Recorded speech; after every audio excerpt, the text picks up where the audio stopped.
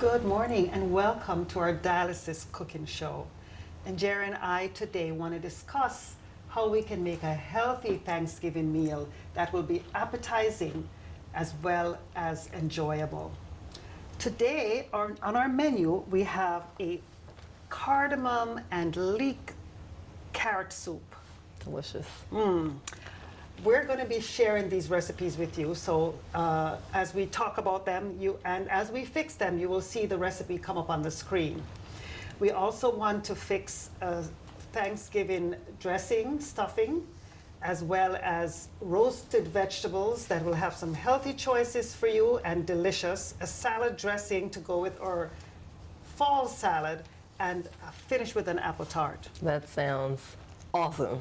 Now, I didn't include any turkey today because I think that most patients, most families have a traditional way of making their turkey. Some people fry, some people roast, some people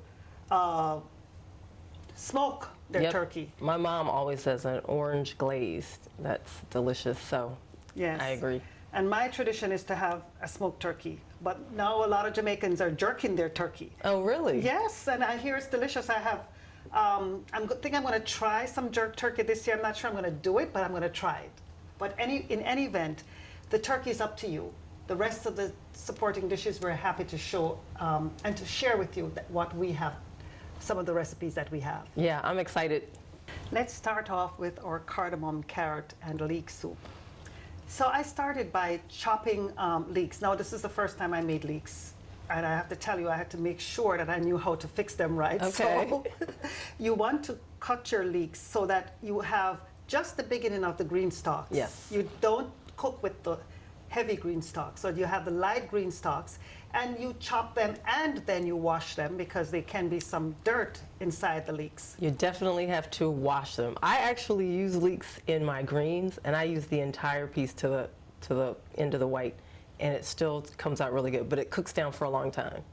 That's the key. So you have to cook it a long time if you're going to use the green stalks. Yes. Okay. But you're right. The cleaning, you really want to get in there. So when you think it's clean, it's not. Do it 2 or 3 more times. Great. So that's sautéed with coconut oil, and then we added carrots and sautéed some more. Added or chicken broth or bone broth, and then coconut milk. They seasoned with a little bit of salt and pepper, and you know we're very ginger with the salt, right, of course. And this soup does not require a lot of salt. It just has its own wonderful full-bodied flavor.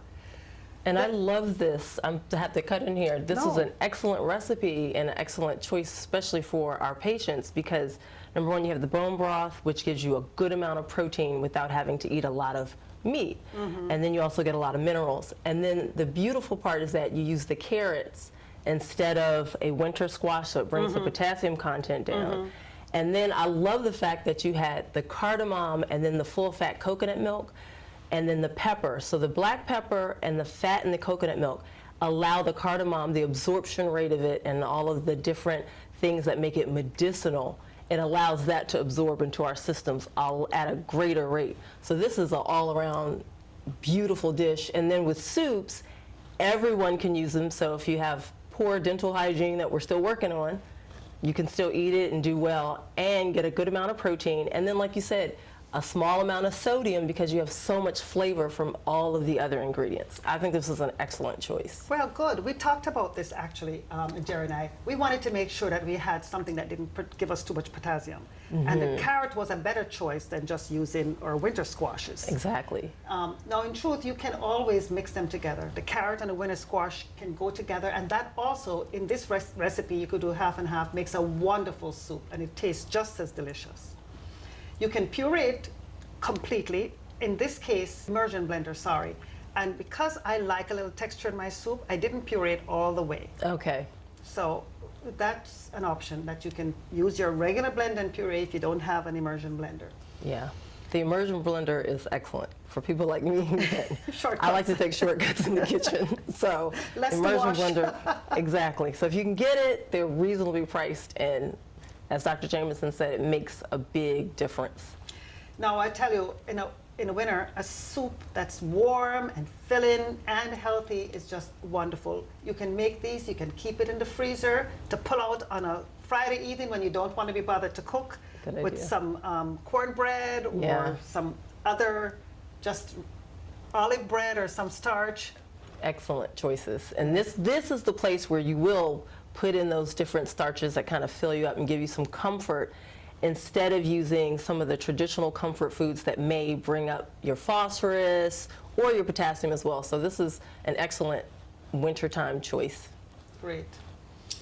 Okay. Now, the second recipe that I'd like to share is a dressing or stuffing recipe. And this is my own modification that I've been making for years. My kids love it. Okay. So I use the traditional crouton bread dressing mixed with potato. Oh, okay. So I usually, and I'll tell you, I can easily take a shortcut with some stove top stuffing, or you can just use seasoned croutons. Either way will Okay. work. But I start off with sauteing my onions and garlic and in butter. I admit that I use butter here. You can use olive oil if you wish. Either one will do, or even coconut oil will do for the fat. And after sauteing, then I'm adding my potatoes that have been boiled prior with a very lightly salted water. I add celery to give it some crunch and a little bit more body, and then I use again chicken stock Okay. or bone broth, and Nice. I usually opt for the bone broth again because of the higher protein content. And I add my seasoned croutons and my little spices. I always add some fresh thyme, some fresh rosemary, some fresh oregano Yeah. or sage, whatever I have on hand to make my dressing even more special. I think that is so key.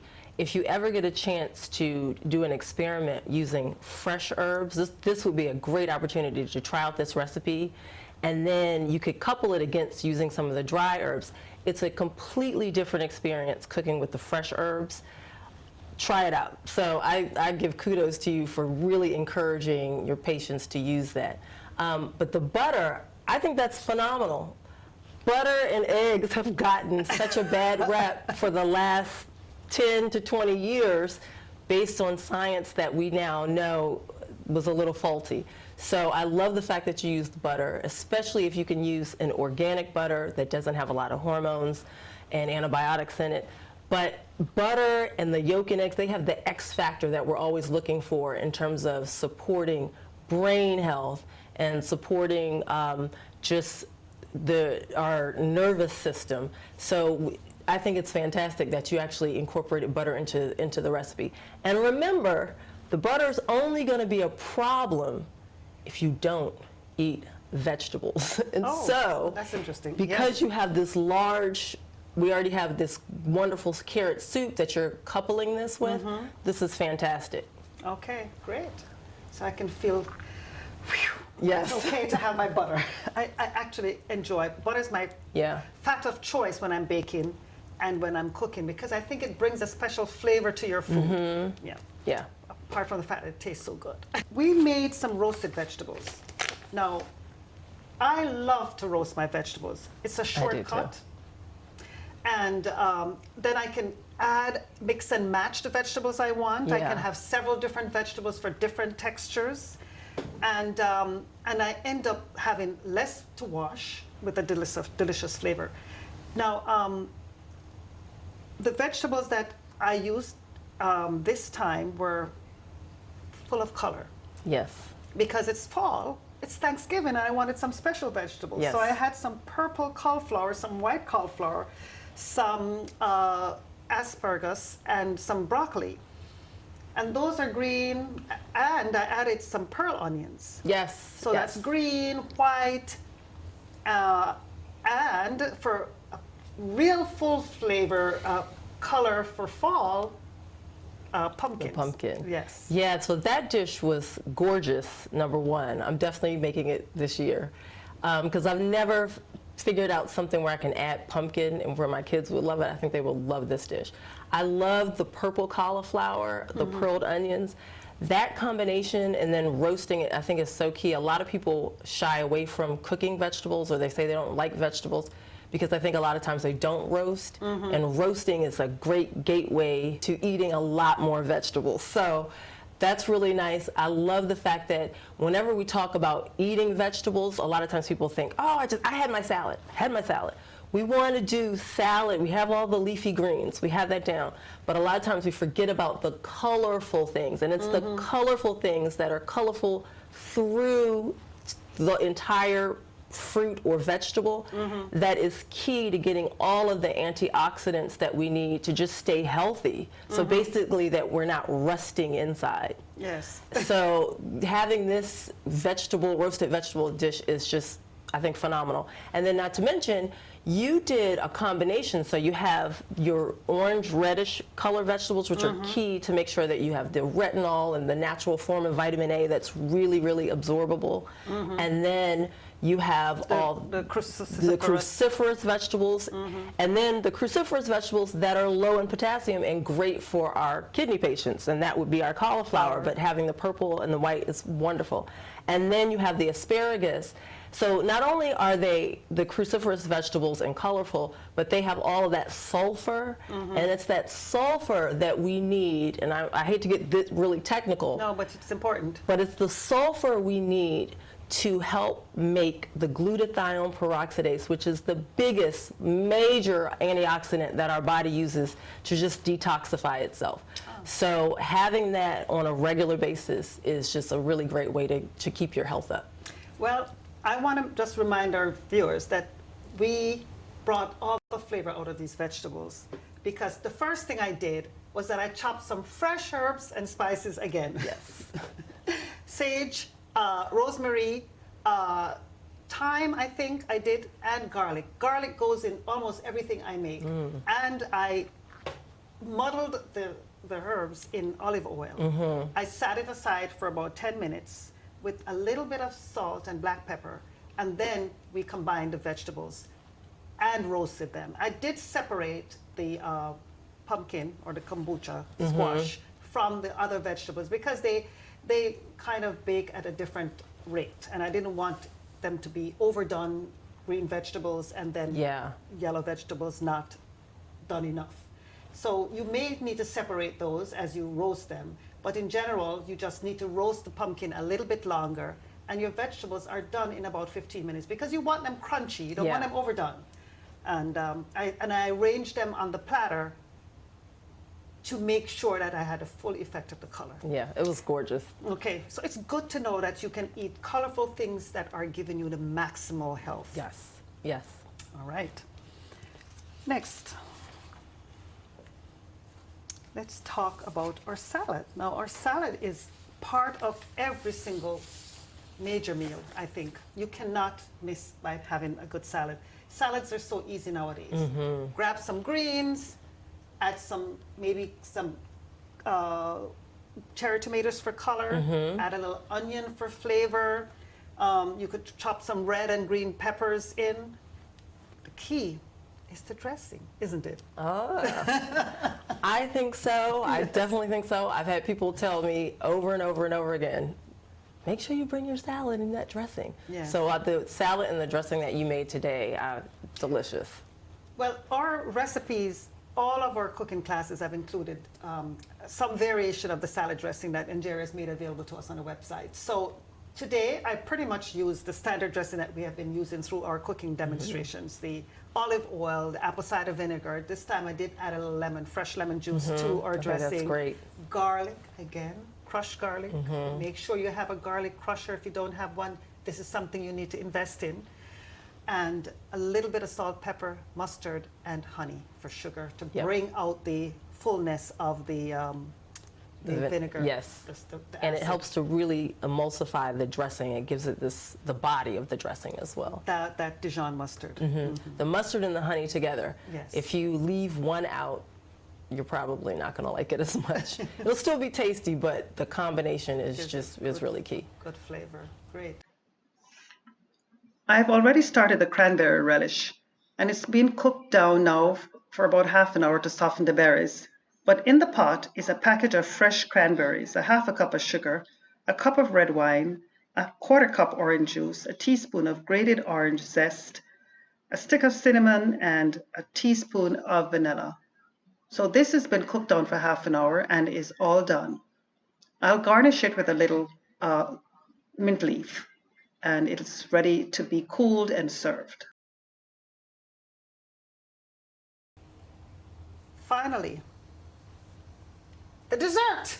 The best part of the meal, some people say. Yeah, this is usually where a lot of people want to start. So. Right, but we're going to end. We're going to end with the dessert. Okay.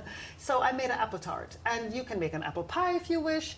I actually think that people are going to say, "Where is the pumpkin?" Well, I will give you a pumpkin recipe for a pumpkin pie, but I didn't make a pumpkin pie today. I think I love the apple tart because it brings out the artistic side of me. I can express myself with that, and I love to make my pie shell from scratch. Nice. The key is, and I learned this from the French people, butter. The key is butter. A lot of butter. Yeah, so to get it flaky. Yes, 1 cup of flour, 1 stick of butter. The key is to really crumble it in. You'll take 5 minutes to crumble it in, add your water, roll it out, voila. And I use salted butter, so I don't put any extra salt in it. That's salty enough. And the butter should still be a little firm when you're doing it, like cool, firm. Yes, you don't want to use melted butter in this. You need your butter straight from the fridge. You cut it in and you crumble it so that you end up having a bread crumbly mixture before you add minimal water, maybe 2 tablespoons to. Now, if you're making a pie where you have a cover, you're going to need to double that. So you'll need 1 cup of flour for your topping and 1 cup of flour for your base. But you can do it all together, right? And separate them, or do you think it's best to do it? I do them all together and I separate them. I just separate it in half and I roll out the bottom and then I roll out the top. Okay. And you can make your shell prior to when you're ready to assemble your pie, because you can separate them with some wax paper and refrigerate it until the next morning and you just put it together. Okay. My apples were just cored, put a little lemon juice, and then I like a little flavor in my apples, so I added a little vanilla and almond essence and a little bit of cinnamon. Yes. I did not sugar these apples. Okay. They didn't need any sugar. And you used the Fuji apples? I didn't use Fuji. I used Honey Crisp. The Honey Crisp, okay. They're pretty tart and they're good for apple pies. You can use your Macintosh, the green Macintosh apples. And they're not as sweet, but they will work just fine. I did finish the apple tart after I arranged it. Oh, back up a little bit. I layered the shell with some unsweetened applesauce. Okay. Now, I actually made my applesauce by just cooking down the apples? Some apples, a couple of fresh apples. I cooked it down and I, blanking on the word I need to use, reduced it? I reduced it so that it was caramelized. Oh, okay. And it brought an extra flavor to the apples. Yes, okay. So I caramelized the apples. I layered them on the dish. Then I arranged the apple tart and brushed it with a little apricot jelly. So you have a little glaze on top, and that's all the sugar you need. Yeah, okay, that's great. And I think having the applesauce caramelized like you described, it completely will change that flavor profile, which is really, really nice.